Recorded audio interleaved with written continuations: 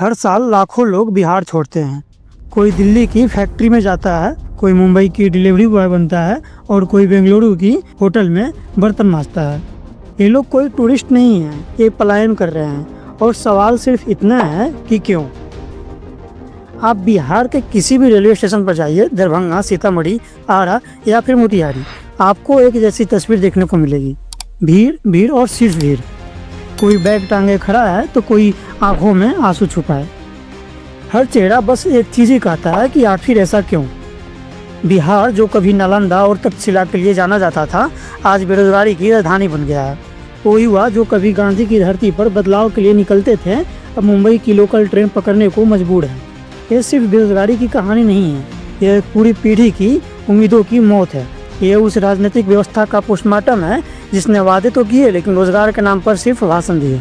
अब बिहार चुनाव फिर सामने है और सवाल फिर वही है कि इस बार नौकरी कौन देगा।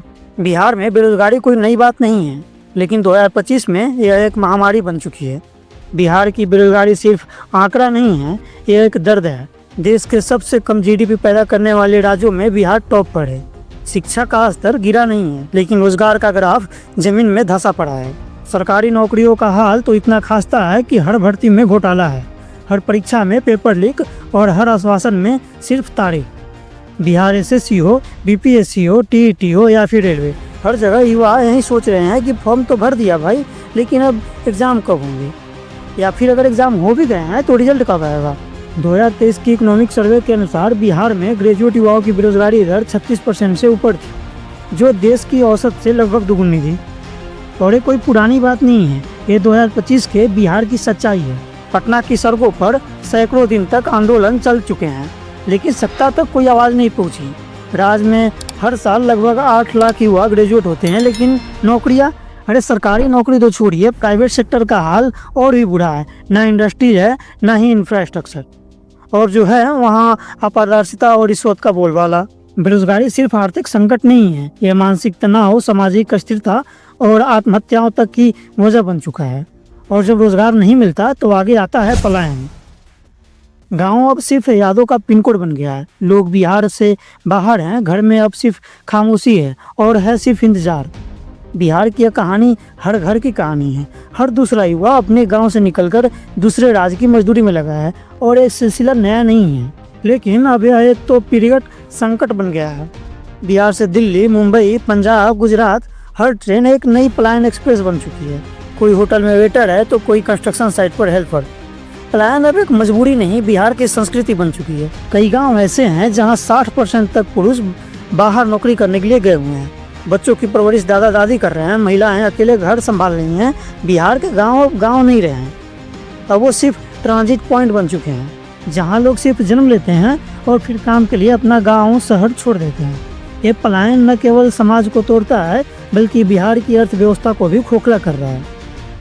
जब युवा बिहार से बाहर जाते हैं तो खेत वैसे ही सूखे रह जाते हैं, उद्योग जो है ही नहीं, और बाजार में ग्राहक ही नहीं बचते।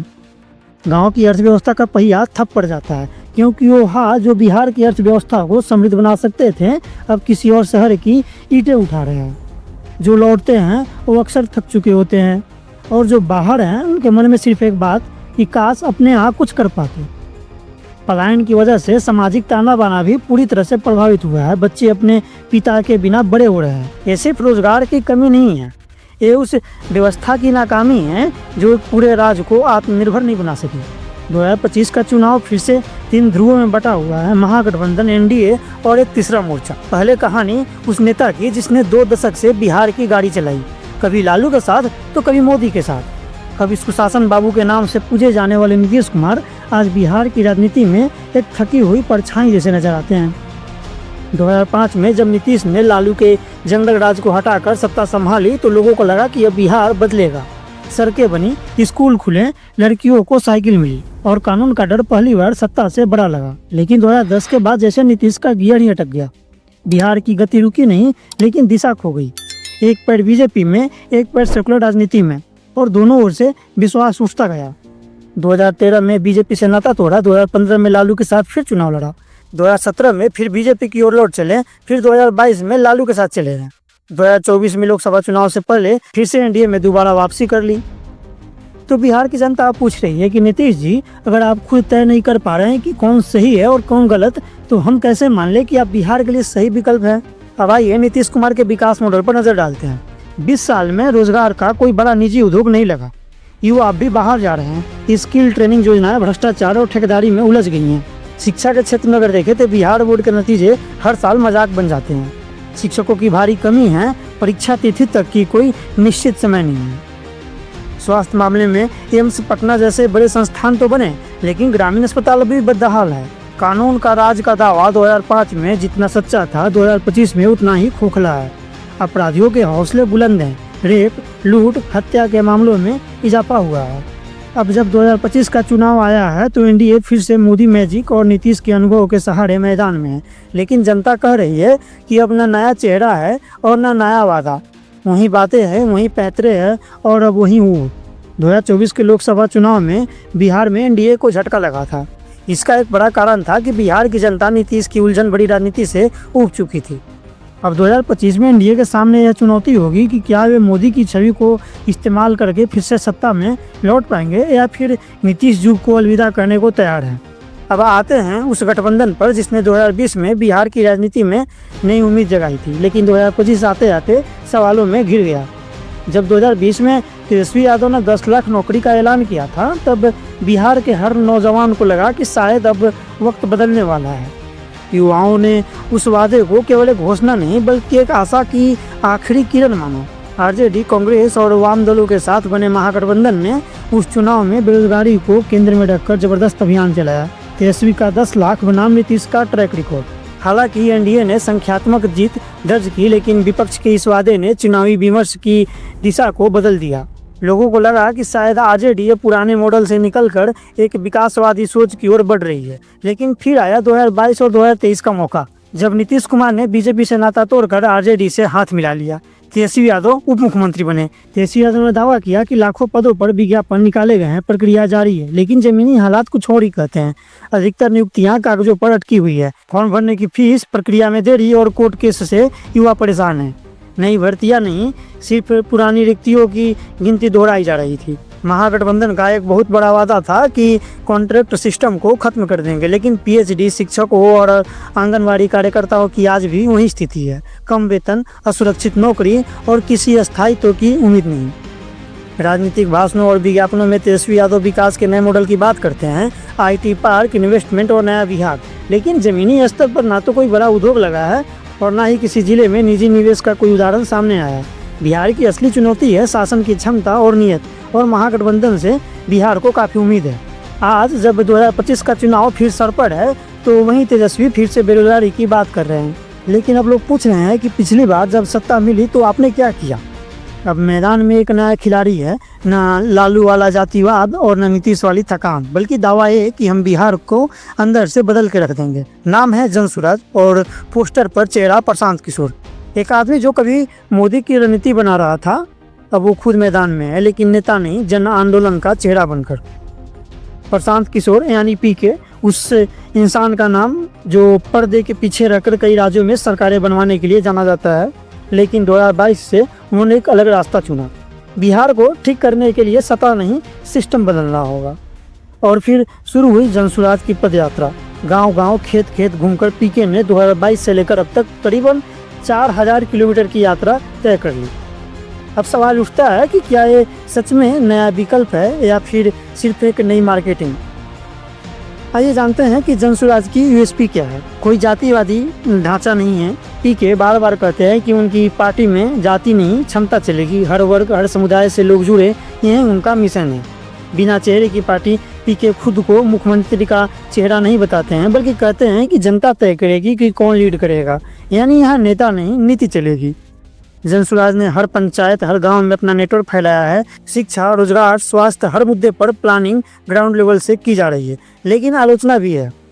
जनसुराज एक राजनीतिक आंदोलन जरूर है, लेकिन क्या वो 243 विधानसभा सीटों पर उम्मीदवार खड़ा कर पाएगा? बिना जातीय समीकरण के बिहार जैसे राज्य में क्या ये प्रयोग सफल हो पाएगा? आज भी जनसुराज की पहुंच छोटे गांवों तक सीमित है।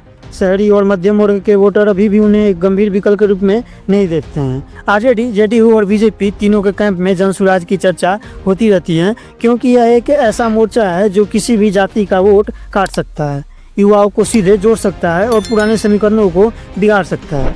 2025 में अगर जनसुराज 15 से 20 सीटें भी जीतता है तो बिहार की सत्ता की चाबी उसके पास हो सकती है, और अगर किसी को सत्ता न भी मिले तो सिस्टम बदलने का सपना यहाँ से शुरू हो सकता है।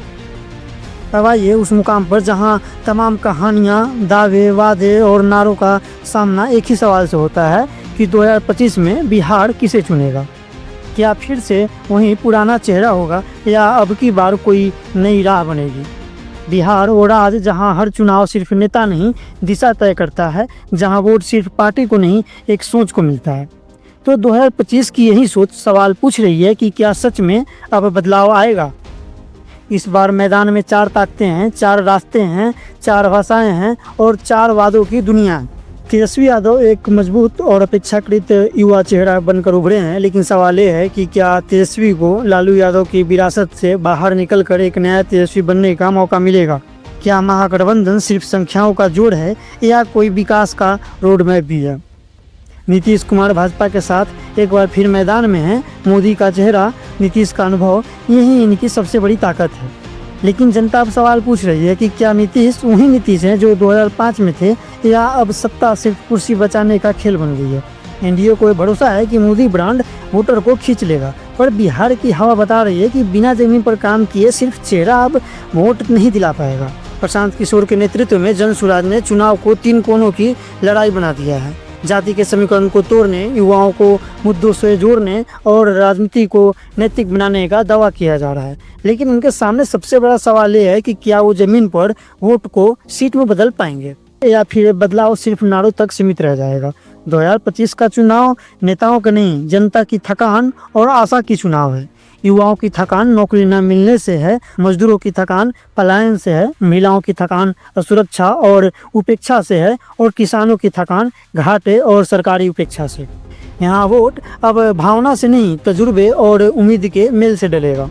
तो परिणाम क्या होगा। राजनीतिक विश्लेषक ऐसा मानते हैं कि यह चुनाव हंग असेंबली की ओर बढ़ सकता है। महागठबंधन को यादव मुस्लिम वोट बैंक का भरोसा है, एनडीए को मोदी ब्रांड पर भरोसा है और जनसुराज को युवाओं और बदलाव चाहने वालों की उम्मीद है। लेकिन अंत में ताज उसी के सिर जाएगा जो जनता के दिल में भरोसे की जगह बना पाएगा। बिहार का फैसला अब आपके हाथों में है। न जाति चलेगी, न जातिवाद, न पुरानी आदतें, न पुरानी चालाकियाँ। अब चलेगा सिर्फ विकास, विश्वास और जवाबदेही। वोट दीजिए, सोचकर समझकर दीजिए, क्योंकि यही तय करेगा कि बिहार का अगला अध्याय उजाले में पढ़ा जाएगा या फिर हम वहीं अंधेरे वाला पन्ना पलटते रह जाएंगे। ये चुनाव सिर्फ एक पार्टी या नेता का फैसला नहीं है, ये उस दिशा का चुनाव है जिसमें बिहार का अगला जनरेशन चलेगा। 2025 की चुनाव यह तय करेगा कि क्या गांव के युवा गांव में रहेंगे या फिर अगले जनरल डब्बे में चढ़ेंगे। क्या हम नेता के वादों पर वोट देंगे या उनके रिकॉर्ड पर। क्या इस बार वोट जाति पर पड़ेगा या नौकरी पर। यह चुनाव बेरोजगारी के खिलाफ एक जनमत संग्रह है। बिहार 2 राहों पर खड़ा है, एक तरफ पलायन है तो दूसरी तरफ परिवर्तन। चुनाव इस बार नेता नहीं तय करेगा, युवा तय करेंगे। सवाल वही रहेगा, नौकरी कहाँ है, पलायन कब रुकेगी, बेरोजगारी कब खत्म होगी। अगर आप भी इस कहानी से जुड़े हैं तो इस वीडियो को शेयर करें, कमेंट में बताएं कि आपकी कहानी क्या है, आप क्या सोचते हैं। और इस बार वोट दीजिए जाति, धर्म या पार्टी के नाम पर नहीं, नौकरी के नाम पर, कि आपको नौकरी कब मिलेगी, पलायन कब रुकेगी और बेरोजगारी कब खत्म होगी। मिलते हैं अगले वीडियो में, तब तक के लिए धन्यवाद।